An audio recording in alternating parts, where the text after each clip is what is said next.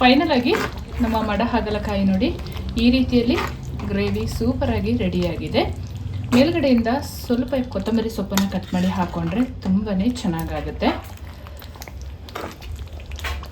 ಇದು ನಮ್ಮ ಅಕ್ಕಿ ರೊಟ್ಟಿ ಜೊತೆಗಂತೂ ಸೂಪರ್ ಕಾಂಬಿನೇಷನ್. ಇದು ಒಮ್ಮೆ ನೀವು ಟ್ರೈ ಮಾಡಿ.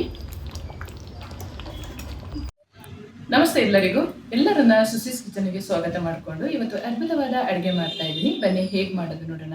ನಾನು ಮಾಡುವ ಅಡುಗೆಗಳು ನಿಮಗೆ ಇಷ್ಟ ಆಗ್ತಿದ್ರೆ ದಯಮಾಡಿ ಸಬ್ಸ್ಕ್ರೈಬ್ ಮಾಡಿಕೊಂಡು ನಿಮ್ಮ ಫ್ರೆಂಡ್ಸ್ ಅಂಡ್ ಫ್ಯಾಮಿಲಿಗೆ ಹೆಚ್ಚು ಹೆಚ್ಚು ಶೇರ್ ಮಾಡೋದನ್ನು ಮರಿಬೇಡಿ. ಹಾಗೆ ಲೈಕ್ ಮಾಡಿಕೊಂಡು ವಿಡಿಯೋ ವಾಚ್ ಮಾಡಿ. ಇವತ್ತು ನಾವು ಸೂಪರ್ ಆದ ಒಂದು ಮಡ ಹಾಗಲಕಾಯಿ ಗ್ರೇವಿಯನ್ನು ಮಾಡ್ಕೊಳ್ಳೋಣ. ಈ ರೀತಿಯ ಮಡ ಹಾಗಲಕಾಯಿ ಸಿಕ್ಕಿದೆ ನನಗೆ.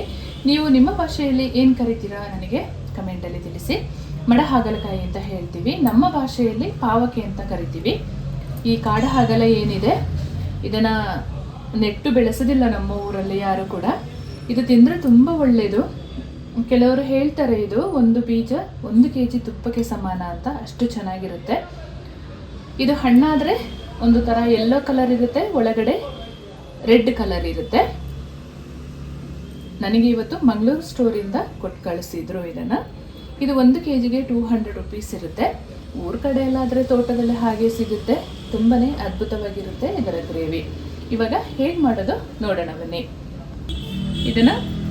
ಇದರ ತೊಟ್ಟನ್ನು ತೆಗೆದು ಉದ್ದಕ್ಕೆ ಬೇಕಾದರೆ ಕಟ್ ಮಾಡ್ಬೋದು, ಇಲ್ಲ ಹಾಗಲಕಾಯಿ ಥರ ಈ ರೀತಿ ರೌಂಡಾಗಿ ಕೂಡ ಕಟ್ ಮಾಡ್ಕೊಳ್ಬೋದು. ಈ ರೀತಿಯಲ್ಲಿ ನೋಡಿ ತುಂಬಾ ಚೆನ್ನಾಗಾಗುತ್ತೆ. ಇದು ತವಾ ಫ್ರೈ ಕೂಡ ಮಾಡ್ಬೋದು, ಹಾಗೆ ಇದನ್ನು ಬಜ್ಜಿ ಕೂಡ ಮಾಡ್ಬೋದು. ತುಂಬಾ ಚೆನ್ನಾಗಾಗುತ್ತೆ. ಈ ರೀತಿಯಲ್ಲಿ ಕಟ್ ಮಾಡ್ಕೊಳ್ಳೋಣ. ನಮ್ಮ ಪಾವಕಿಯನ್ನು ಈ ರೀತಿಯಲ್ಲಿ ಕಟ್ ಮಾಡ್ಕೊಂಡಿದ್ದೀನಿ. ಇದನ್ನು ಸ್ವಲ್ಪ ನಾನು ತವಾ ಫ್ರೈಗೆ ಕೂಡ ತಗೊಳ್ತೀನಿ. ನೋಡಿ 1 kg ಮಡ ಹಾಗಲಕಾಯಿ ತಂದರೆ ತವಾ ಫ್ರೈನೂ ಮಾಡ್ಕೊಳ್ಬೋದು ಮತ್ತು ಗ್ರೇವಿನೂ ಮಾಡ್ಕೊಳ್ಬೋದು. ಅದಕ್ಕೆ ಈ ರೀತಿಯಲ್ಲಿ ರೌಂಡ್ ಆಗಿ ಕಟ್ ಮಾಡ್ಕೊಂಡಿರಬೇಕು.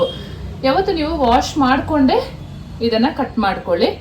ಮತ್ತೆ ಇದನ್ನು ಕಟ್ ಮಾಡಿದ ಮೇಲೆ ವಾಶ್ ಮಾಡೋಕ್ಕಾಗಲ್ಲ, ಈ ಬೀಜ ಎಲ್ಲ ಹೋಗುತ್ತೆ. ಹಾಗಾಗಿ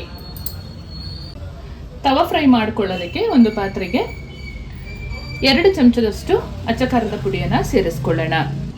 1 ಚಮಚದಷ್ಟು ಅಕ್ಕಿ ಪೌಡ್ರನ್ನು ಸೇರಿಸ್ಕೊಳ್ಳೋಣ. 1 ಚಮಚದಷ್ಟು ಕಡಲೆ ಪೌಡರ್, ರುಚಿಗೆ ತಕ್ಕಷ್ಟು ಉಪ್ಪು ಪುಡಿಯನ್ನು ಸೇರಿಸ್ಕೊಳ್ಳೋಣ. ಅರ್ಧ ಚಮಚದಷ್ಟು ಹಳದಿ ಪೌಡರ್, ಅರ್ಧ ಚಮಚದಷ್ಟು ಜೀರಿಗೆ ಪೌಡರ್ ಸೇರಿಸ್ಕೊಂಡು ಅರ್ಧ ಲೆಮನ್ ಜ್ಯೂಸನ್ನು ಹಾಕ್ಕೊಂಡು ಮಿಕ್ಸ್ ಮಾಡ್ಕೊಳ್ಳೋಣ.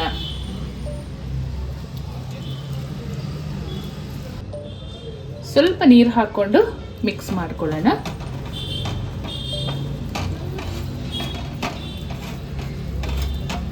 ತುಂಬ ಚೆನ್ನಾಗಾಗುತ್ತೆ ಈ ರೀತಿಯಲ್ಲಿ ತವಾ ಫ್ರೈಯನ್ನು ಮಾಡಿದರೆ.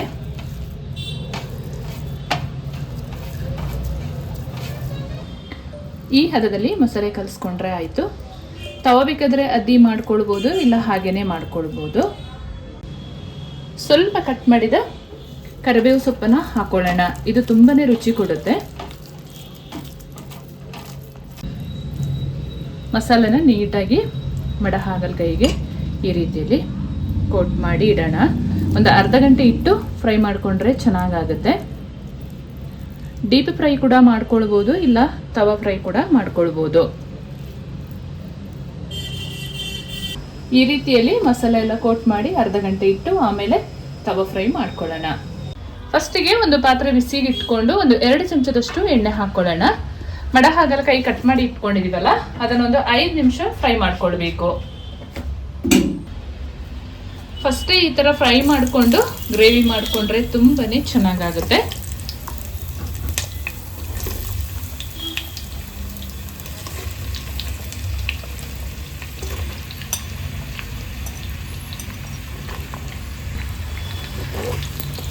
ಮಧ್ಯಮ ಉರಿಯಲ್ಲಿ ಒಂದು 5 ರಿಂದ 10 ನಿಮಿಷ ಫ್ರೈ ಮಾಡ್ಕೊಳ್ಳೋಣ.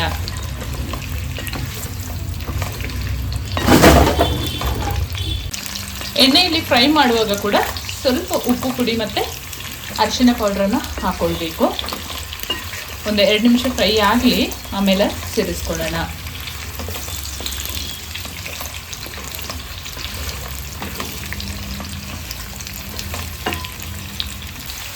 ಅರ್ಧ ಚಮಚದಷ್ಟು ಪುಡಿ ಉಪ್ಪನ್ನು ಸೇರಿಸ್ಕೊಳ್ತಾ ಇದ್ದೀನಿ. ಒಂದು ಅರ್ಧ ಚಮಚದಷ್ಟು ಹಳದಿ ಪೌಡ್ರನ್ನು ಸೇರಿಸ್ಕೊಂಡು ನೀಟಾಗಿ ಮಿಕ್ಸ್ ಮಾಡ್ಕೊಳ್ಳೋಣ.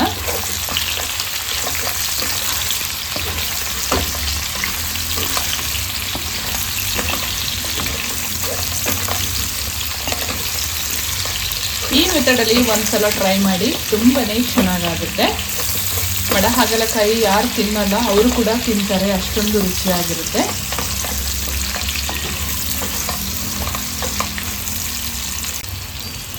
ಹತ್ತು ನಿಮಿಷ ಆಗಿದೆ. ಇವಾಗ ಇದನ್ನು ತಗೊಳ್ಳೋಣ. ಸೇಮ್ ಒಂದು ಪಾತ್ರೆಗೆ 2 ಈರುಳ್ಳಿನ ಫ್ರೈ ಮಾಡ್ಕೊಳ್ಳೋಣ. ಮಸಾಲೆ ಹುರಿದು ಮಾಡಿದರೆ ತುಂಬಾ ಚೆನ್ನಾಗಾಗುತ್ತೆ. ಈರುಳ್ಳಿ ಸ್ವಲ್ಪ ಬ್ರೌನ್ ಕಲರ್ ಬರುವ ಹಾಗೆ ಹುರ್ಕೊಳ್ಳೋಣ. ಈರುಳ್ಳಿ ಈ ಹದದಲ್ಲಿ ಫ್ರೈ ಆಗುವಾಗ 1 ಗೆಡ್ಡೆಯಷ್ಟು ಬೆಳ್ಳುಳ್ಳಿ ಸೇರಿಸ್ಕೊಳ್ಳೋಣ. ಹಾಗೆ ಒಂದು 2 ಟೇಬಲ್ ಸ್ಪೂನಷ್ಟು ತೆಂಗಿನಕಾಯಿಯನ್ನು ಸೇರಿಸ್ಕೊಳ್ಳೋಣ. ಒಂದು 4 ಹಸಿರು ಮೆಣಸಿನಕಾಯಿ, ಒಂದು 10 ಗೋಡಂಬಿ, ಚಕ್ಕೆ, ಲವಂಗ, 1 ಏಲಕ್ಕಿಯನ್ನು ಸೇರಿಸ್ಕೊಳ್ತಾ ಇದ್ದೀನಿ. ಹಾಗೆ ಒಂದು ಅರ್ಧ ಚಮಚದಷ್ಟು ಜೀರಿಗೆ ಸೇರಿಸ್ಕೊಂಡು ಫ್ರೈ ಮಾಡ್ಕೊಳ್ಳೋಣ. ಇದೊಂದು 3 ರಿಂದ 4 ನಿಮಿಷ ಫ್ರೈ ಆದ ಮೇಲೆ ಟೊಮೆಟೊ ಸೇರಿಸ್ಕೊಳ್ಳೋಣ. ಫ್ರೈ ಮಾಡಿ ಮಸಾಲೆ ರುಬ್ಕೊಳ್ಳೋದು ಇದು ತುಂಬಾ ರುಚಿ ಕೊಡುತ್ತೆ ಈ ಥರದ ಗ್ರೇವಿ ಎಲ್ಲ ಮಾಡಲಿಕ್ಕೆ. ತೆಂಗಿನಕಾಯಿ ಜಾಸ್ತಿ ಹಾಕೊಳ್ಳೋಕ್ಕೆ ಹೋಗಬೇಡಿ, ಅಷ್ಟು ಚೆನ್ನಾಗಾಗಲ್ಲ.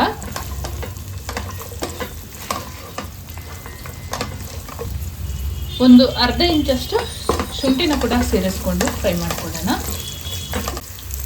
2 ಮೀಡಿಯಂ ಸೈಜ್ ಟೊಮೆಟೊನ ಸೇರಿಸ್ಕೊಳ್ಳೋಣ. ಟೊಮೆಟೊ ಚೆನ್ನಾಗಿ ಸಾಫ್ಟ್ ಆಗೋವರೆಗೂ ಫ್ರೈ ಮಾಡ್ಕೊಳ್ಳೋಣ. ಈ ಹದದಲ್ಲಿ ಟೊಮೆಟೊ ಫ್ರೈ ಆಗುವಾಗ ಸ್ವಲ್ಪ ಕೊತ್ತಂಬರಿ ಸೊಪ್ಪು ದಂಟು ಮತ್ತು ಸೊಪ್ಪನ್ನು ಸೇರಿಸ್ಕೊಳ್ಳೋಣ. ದಂಟು ಜಾಸ್ತಿ ಇದ್ರೆ ಹಾಕ್ಕೊಂಡ್ರೆ ಅದು ಕೂಡ ತುಂಬಾ ಚೆನ್ನಾಗಾಗುತ್ತೆ. ನೀಟಾಗಿ ಒಂದು 2 ನಿಮಿಷ ಫ್ರೈ ಮಾಡ್ಕೊಳ್ಳೋಣ. ಈ ಹದದಲ್ಲಿ ಫ್ರೈ ಆಗುವಾಗ ಗ್ಯಾಸ್ ಆಫ್ ಮಾಡ್ಕೊಳ್ಳೋಣ. ತಣ್ಣಗಾದ್ಮೇಲೆ ಗ್ರೈಂಡ್ ಮಾಡ್ಕೊಳ್ಳೋಣ. ಎಣ್ಣೆ ಬಿಸಿಯಾಗಿದೆ. ಒಂದು ಅರ್ಧ ಚಮಚದಷ್ಟು ಜೀರಿಗೆ ಸೇರಿಸ್ಕೊಳ್ಳೋಣ. 1 ಈರುಳ್ಳಿನ ಸಣ್ಣದಾಗಿ ಈ ರೀತಿಯಲ್ಲಿ ಕಟ್ ಮಾಡ್ಕೊಳ್ಬೇಕು. ಈರುಳ್ಳಿ ಚೆಂದ ಫ್ರೈ ಆಗಬೇಕು. ಈರುಳ್ಳಿ ಈ ಹದದಲ್ಲಿ ಫ್ರೈ ಆಗುವಾಗ 1 ಟೊಮೆಟೊನ ಈ ರೀತಿಯಲ್ಲಿ ಸಣ್ಣದಾಗಿ ಕಟ್ ಮಾಡಿ ಹಾಕೊಳ್ಳೋಣ. ಗ್ರೇವಿ ಚೆನ್ನಾಗಾಗುತ್ತೆ ಅಂತ ಈ ಟೊಮೆಟೊ ಮತ್ತು ಈರುಳ್ಳಿನ ಸೇರಿಸ್ಕೊಳ್ಬೇಕು. ಟೊಮೆಟೊ ಚೆನ್ನಾಗಿ ಬೆಂದು ಸಾಫ್ಟ್ ಆಗಬೇಕು. ಈರುಳ್ಳಿ ಮತ್ತು ಟೊಮೆಟೊ ಎಲ್ಲ ನೀಟಾಗಿ ಫ್ರೈ ಆಗಿದೆ. ಇವಾಗ ಮಸಾಲೆ ಸೇರಿಸ್ಕೊಳ್ಳೋಣ. 1 ಚಮಚದಷ್ಟು ಗರಂ ಮಸಾಲ, ರುಚಿಗೆ ತಕ್ಕಷ್ಟು ಉಪ್ಪು ನೋಡ್ಕೊಂಡು ಹಾಕ್ಕೊಳ್ಬೇಕು. ಯಾಕೆಂತ ಹೇಳಿದರೆ ಮಡ ಹಾಗಲಕಾಯಿ ಫ್ರೈ ಮಾಡುವಾಗನೂ ಹಾಕಿದ್ವಿ. 1 ಚಮಚದಷ್ಟು ಧನಿಯಾ ಪೌಡರ್, ಹಳದಿ ಪೌಡರ್ ಅರ್ಧ ಚಮಚ, ರುಚಿಗೆ ತಕ್ಕಷ್ಟು ಅಚ್ಚ ಖಾರದ ಪೌಡರ್ ಸೇರಿಸ್ಕೊಂಡು ನೀಟಾಗಿ ಫ್ರೈ ಮಾಡ್ಕೊಳ್ಳೋಣ. ಈ ಪೌಡರ್ಗಳನ್ನೆಲ್ಲ ಒಂದು 2 ನಿಮಿಷ ಎಣ್ಣೆಯಲ್ಲಿ ಫ್ರೈ ಮಾಡಿಕೊಂಡ್ರೆ ತುಂಬಾ ರುಚಿ ಕೊಡುತ್ತೆ. ಯಾವುದೇ ಗ್ರೇವಿ ಆದ್ರೂ ಈ ರೀತಿಯಲ್ಲಿ ಮಾಡಿ. ಚೆನ್ನಾಗಿ ಫ್ರೈ ಆಗಿದೆ. ಇವಾಗ ನಾವು ಗ್ರೈಂಡ್ ಮಾಡಿ ಇಟ್ಕೊಂಡಿದ್ದ ತೆಂಗಿನಕಾಯಿ ಪೇಸ್ಟ್, ಈರುಳ್ಳಿ ಪೇಸ್ಟ್ ಏನಿದೆ ಅದನ್ನು ಸೇರಿಸ್ಕೊಳ್ಳೋಣ. ಸ್ವಲ್ಪ ಉರಿ ಕಡಿಮೆ ಮಾಡ್ಕೊಳ್ಬೇಕು. ಇದು ಸಿಡಿಯುತ್ತೆ ಬೇಗ. ಚೆಂದ ಮಿಕ್ಸ್ ಮಾಡಿ ಒಂದು 5 ನಿಮಿಷ ಇದು ಚೆನ್ನಾಗಿ ಕುದೀಲಿ. ಆಮೇಲಿಂದ ನಾವು ಫ್ರೈ ಮಾಡಿದ ಮಡ ಹಾಗಲಕಾಯಿಯನ್ನು ಸೇರಿಸ್ಕೊಳ್ಳೋಣ. ಕರಿಬೇವು ಸೊಪ್ಪನ್ನು ಹಾಕ್ಕೊಳ್ಳೋಕ್ಕೆ ಮರ್ತೋಗಿತ್ತು, ಇವಾಗ ಸೇರಿಸ್ಕೊಳ್ತಾ ಇದ್ದೀನಿ. ಚೆಂದ ಮಿಕ್ಸ್ ಮಾಡಿಕೊಂಡು ಇನ್ನೊಂದು 2 ನಿಮಿಷ ಮಸಾಲೆ ಫ್ರೈ ಆಗಲಿ. ಮಸಾಲೆ ನೋಡಿ ಚೆನ್ನಾಗಿ ಫ್ರೈ ಆಗಿದೆ.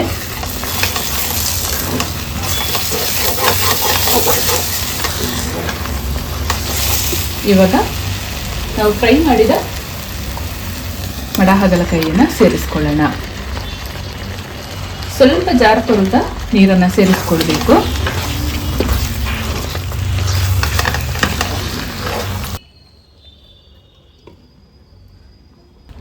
ಫೈನಲ್ ಆಗಿ ನಮ್ಮ ಮಡ ಹಾಗಲಕಾಯಿ ನೋಡಿ ಈ ರೀತಿಯಲ್ಲಿ ಗ್ರೇವಿ ಸೂಪರಾಗಿ ರೆಡಿಯಾಗಿದೆ. ಮೇಲ್ಗಡೆಯಿಂದ ಸ್ವಲ್ಪ ಕೊತ್ತಂಬರಿ ಸೊಪ್ಪನ್ನು ಕಟ್ ಮಾಡಿ ಹಾಕೊಂಡ್ರೆ ತುಂಬಾ ಚೆನ್ನಾಗಾಗುತ್ತೆ. ಇದು ನಮ್ಮ ಅಕ್ಕಿ ರೊಟ್ಟಿ ಜೊತೆಗಂತೂ ಸೂಪರ್ ಕಾಂಬಿನೇಷನ್. ಇದು ಒಮ್ಮೆ ನೀವು ಟ್ರೈ ಮಾಡಿ. ನಮ್ಮ ಮಳೆಗಾಲದಲ್ಲಿ ಸಿಗುವಂಥ ಎಲ್ಲ ಪದಾರ್ಥನ ಟೇಸ್ಟ್ ಮಾಡಬೇಕು, ತುಂಬಾ ಚೆನ್ನಾಗಿರುತ್ತೆ. ಊರ ಕಡೆ ಎಲ್ಲಾದರೆ ಫ್ರೆಶ್ ಆಗಿ ಸಿಗುತ್ತೆ, ನಮಗೆ ಹೋಗಿ ಗಿಡದಿಂದ ಕುಯ್ಕೊಂಡು ಬಂದು ಮಾಡ್ಕೊಳ್ಬೋದು. ಇಲ್ಲಿ ನಿಮಗೆ ಎಲ್ಲ ಮಂಗಳೂರು ಸ್ಟೋರಲ್ಲಿ ಲಭ್ಯ ಇರುತ್ತೆ, ಒಮ್ಮೆ ಚೆಕ್ ಮಾಡಿ. ಆನ್ಲೈನಲ್ಲಿ ಕೂಡ ಇದನ್ನು ಬೈ ಮಾಡ್ಬೋದು. ತವ ಬಿಸಿಗಿಟ್ಟು 1 ಚಮಚದಷ್ಟು ಎಣ್ಣೆ ಹಾಕ್ಕೊಳ್ಳೋಣ. ತವ ಬಿಸಿಯಾಗಿದೆ. ಇವಾಗ ಮಡ ಹಾಗಲಕಾಯಿ ಸೇರಿಸ್ಕೊಳ್ಳೋಣ. ಒಂದು ಬದಿ ನೀಟಾಗಿ ಬೆಂದಿದೆ. ಇವಾಗ ಉಲ್ಟಾ ಮಾಡಿ ಫ್ರೈ ಮಾಡ್ಕೊಳ್ಳೋಣ. ಎಲ್ಲವನ್ನು ಸೇಮ್ ಒಂದು ವಿಧಾನದಲ್ಲೇ ಫ್ರೈ ಮಾಡ್ಕೊಳ್ಬೇಕು.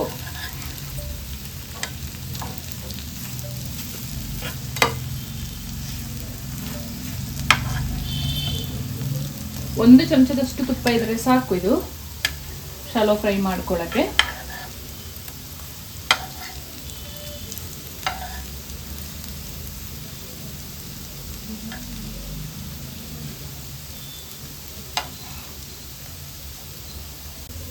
ಎಲ್ಲವನ್ನು ನೀಟಾಗಿ ಉಲ್ಟಾ ಮಾಡಿ ಫ್ರೈ ಮಾಡ್ಕೊಳ್ಬೇಕು. ಉರಿ ಸ್ವಲ್ಪ ಕಡಿಮೆ ಮಾಡ್ಕೊಳ್ಳಿ. ಫೈನಲ್ ಆಗಿ ನಮ್ಮ ಕ್ರಿಸ್ಪಿಯಾದ ತವಾ ಫ್ರೈ ಕೂಡ ರೆಡಿ ಆಯಿತು ನೋಡಿ. ತುಂಬ ಚೆನ್ನಾಗಿರುತ್ತೆ, ನೀವು ಒಂದ್ಸಲ ಟ್ರೈ ಮಾಡಿ. 1 kg ಮಡ ಹಾಗಲಕಾಯಿ ತಂದರೆ ಗ್ರೇವಿ ಕೂಡ ರೆಡಿ ಮಾಡ್ಕೊಳ್ಬೋದು. ಈ ಥರ ತವಾ ಫ್ರೈ ಕೂಡ ಮಾಡ್ಕೊಳ್ಬೋದು. ತುಂಬಾ ಚೆನ್ನಾಗಾಗುತ್ತೆ.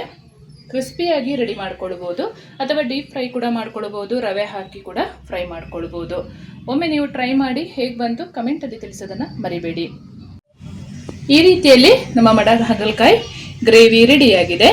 ನೀವೊಮ್ಮೆ ಟ್ರೈ ಮಾಡಿ, ತುಂಬಾ ಚೆನ್ನಾಗಿರುತ್ತೆ. ಹಾಗೆ ನಾನು ಮಾಡುವ ಅಡುಗೆಗಳು ನಿಮಗೆ ಇಷ್ಟ ಆಗ್ತಿದ್ರೆ ದಯಮಾಡಿ ಸಬ್ಸ್ಕ್ರೈಬ್ ಮಾಡಿಕೊಂಡು ನಿಮ್ಮ ಫ್ರೆಂಡ್ಸ್ ಆ್ಯಂಡ್ ಫ್ಯಾಮಿಲಿಗೆ ಹೆಚ್ಚು ಶೇರ್ ಮಾಡೋದನ್ನು ಮರಿಬೇಡಿ.